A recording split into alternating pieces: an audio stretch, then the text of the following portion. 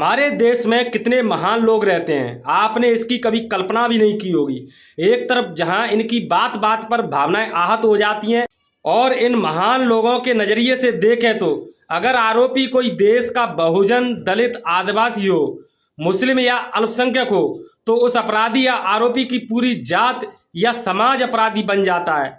लेकिन बात जब खुद पर आती है तो मानवता की दुहाई देने लगते हैं, इंसानियत का पाठ पढ़ाने लगते हैं। जी हाँ, मैं बात कर रहा हूँ मध्य प्रदेश के सीदी पेशाब कांड की।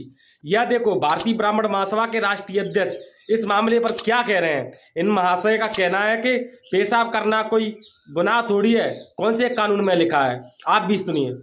तो हम तो अलग जगाने आए। आरोपी ने अपराध तो किया ना साहब। क्या अपराध? पेशाब करना अपराध? कौन सी धारा आती है साहब? किसी के चेहरे पे पेशाब करेंगे साहब? नशे की हालत में, नशे में वो व्यक्ति भी बैठा हुआ था, उसके विरुद्ध भी केस दर्ज किया जाए। सार्वजनिक स्थल पर शराब पीना अपराध है, कराइए केस दर्ज।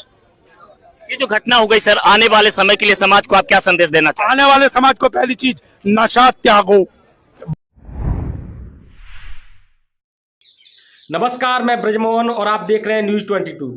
अखिल भारतीय ब्राह्मण महासभा के राष्ट्रीय अध्यक्ष ने सीधी पेशाब कांड पर जो बयान दिया है, इस बयान को सोचकर मैं बिल्कुल भी अचंभित नहीं हुआ हूं, क्योंकि इन जातवादी गुंडों के डीएनए और सोच में ही मनुस्मृति ठूस ठूस कर भरी हुई है। लगता है इस नेक काम के लिए दलित, आदिवासी और पूरे बहुजन समाज को इन कथित समाज सेवी और ब्राह्मण समाज के राष्ट्रीय अध्यक्ष कुलदीप भारद्वाज को 15 अगस्त को इकट्ठा होकर के देश में 21 तोपों की सलामी देना चाहिए। वैसे भी कुलदीप भारद्वाज ने कुछ गलत थोड़ी बोला है, क्योंकि दलित आदिवासियों की जिंदगी कोई जिंदगी ही नहीं होती है।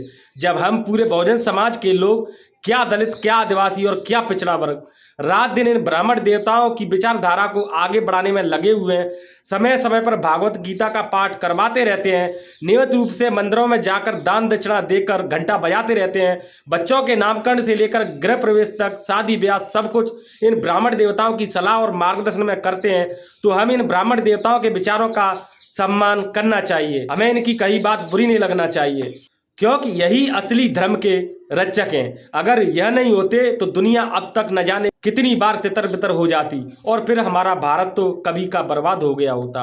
वह तो शुक्र है इन ब्राह्मण देवताओं का, जो इनके एहसानों से आज पूरे भारतवासी चैन की सांस लेकर जी रहे हैं। कुलदीप भारद्वाज ने क्या गलत कहा? सही तो कहा है कि किसी पर पेशाब करना कौन सा गुनाह है, यह कौन से कानून में आता है। मैं कहता हूं कि जानबूझकर ये अपनी और अपने समाज व धर्म की फजीयत करवा रहे हैं। ब्राह्मण समाज की फजीयत क्यों होने वाली है, मैं ऐसा क्यों कह रहा हूं, इसके कई कारण हैं। जैसे कि इस मामले पर ओबीसी महासभा रजिस्टर्ड ट्विटर हैंडल नामक यूजर द्वारा ट्वीट किया गया है कि इसमें लिखा है, इतने घिनौने और क्रूर अपराध में अपराधी के साथ खड़े होना मानवता को शर्मसार करता है।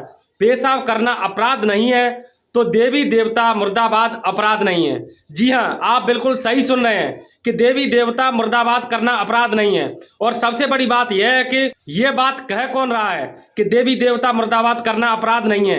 यह बात ओबीसी महासभा कह रही है। मैं चाहता हूं कि अब ब्राह्मण समाज को सुधर जाना चाहिए और सोचना चाहिए, क्योंकि आपका धर्म मुख्य रूप से जिस बैसाखी पर चलता है उसका नाम है पिछड़ा वर्ग। आपकी जात को कथा भागवत के नाम पर सबसे ज्यादा जो भीख देता है वह है पिछड़ा वर्ग। जिस जात से धर्म के नाम पर तुम चंदा कर करके अपने बच्चों को विदेशों में पढ़ाते हो, उस समाज का नाम है पिछड़ा वर्ग। हे ब्राह्मण देवताओं, सुधर जाओ। यह ट्वीट महज एक ट्वीट नहीं है, हो सकता है यह आपके लिए कोई बड़ा संकेत हो। आज यह कह रहे हैं कि देवी देवताओं को गाली देना भी गलत नहीं है, कल कहीं ओबीसी महासभा देश के दलित, आदिवासियों और पूरे भजनों को साथ लेकर कहीं यह ना कह दे कि हम हिंदू ही नहीं हैं और मंदिरों और देवी देवताओं पर वही कृष्ण जो प्रवेश शुक्ला ने आदिवासी युग पर किया है कर देंगे, तो आपकी क्या साख और इज्जत रहेगी। इज्जत साख तो छोड़ो साहब, आपकी दुकानदारी तो हमेशा के लिए बंद हो जाएगी और आप कुछ नहीं कर पाओगे, आप देखते रह जाओगे, क्योंकि आप ही कह रहे हो पेशाब करना कौन सा गुनाह है, कौन से कानून में लिखा है। खैर, अब असली मुद्दे पर आते हैं। यहाँ पर मेरा सीधा सवाल शिवराज सरकार से है कि आखिर तुम्हारी सरकार में दलित, बहुजन, अल्पसंख्यक, पिछड़ा वर्ग कोई भी क्यों सुरक्षित नहीं है? छात्र सुरक्षित नहीं है, महिला सुरक्षित नहीं है, न घर न बाहर, रास्ता न चौराहे, शहर न गांव। प्रदेश की एक बहुत बड़ी आबादी कहीं भी महफूज नहीं कर रही है। तो क्या आप मुख्यमंत्री की कुर्सी पर बैठकर कोई तमाशा देख रहे हो, या इन सारी घटनाओं को तुम स्वयं कराकर स्वर्ण जातियों और जातिगत गुंडों का वोट बैंक आने वाले चुनाव के लिए पक्का और मजबूत कर रहे हो? क्या इसीलिए आप इन जातवादी सोच के दंगाइयों से कुछ नहीं कह रहे हो, उन पर लगाम नहीं लगा रहे हो? क्या आप शांत रहकर उन्हें मौन समर्थन दे रहे हैं? अगर नहीं तो मैं आशा करता हूं कि आप जातवादी गुंडे कुलदीप भारद्वाज पर कड़ी से कड़ी कार्रवाई कर इसे जल्दी से जल्दी जेल डालेंगे। आपको ये खबर कैसी लगी? अपना सुझाव हमें कमेंट बॉक्स में जरूर दें। वीडियो अगर अच्छा लगा हो तो इसे लाइक करें, अपने साथियों रिश्तेदारों के लिए शेयर करें। अगर अभी तक चैनल सब्सक्राइब नहीं किया है तो नीचे रेड बटन दबाकर चैनल को सब्सक्राइब कर लें। नमस्कार, जय भीम, जय भारत, जय संविधान।